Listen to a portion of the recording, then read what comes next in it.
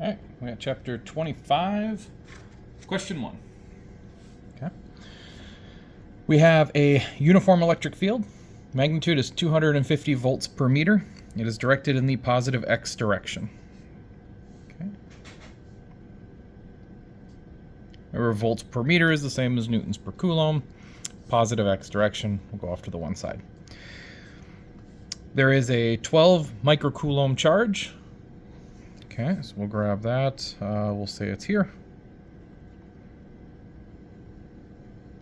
A 12 microcoulomb charge that moves from the origin to a point.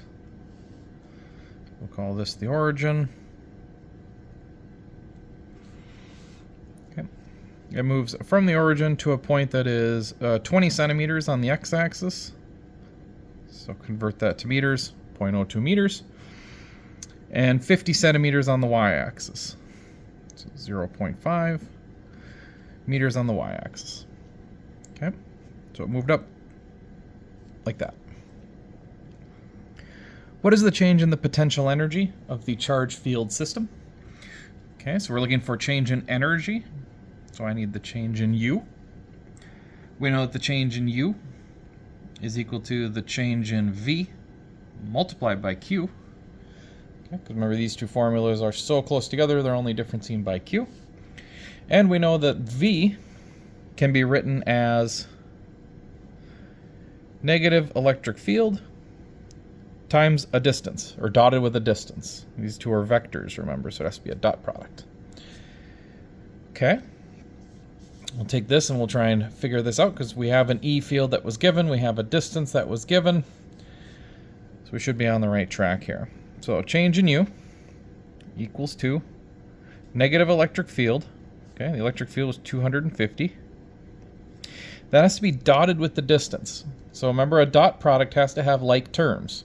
So if the electric field is in the x direction, the only distance that that counts would be the x direction distance. Okay, the y direction, if we dot these two, we dot an x direction and a y direction, that equals 0. Okay, so we don't need to worry about the y direction in this case. So we've got our E, we've got our D, E, D. Now all we need to do is add in Q. And Q is going to be a 12 times 10 to the negative 6, because it's microcoulombs.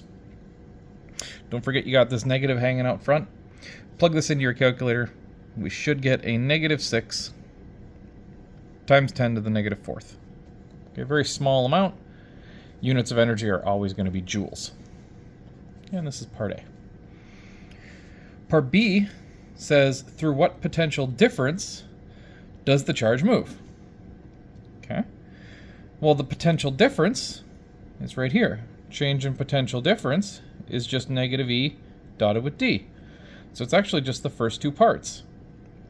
It'll be the negative 250 times the 0.2.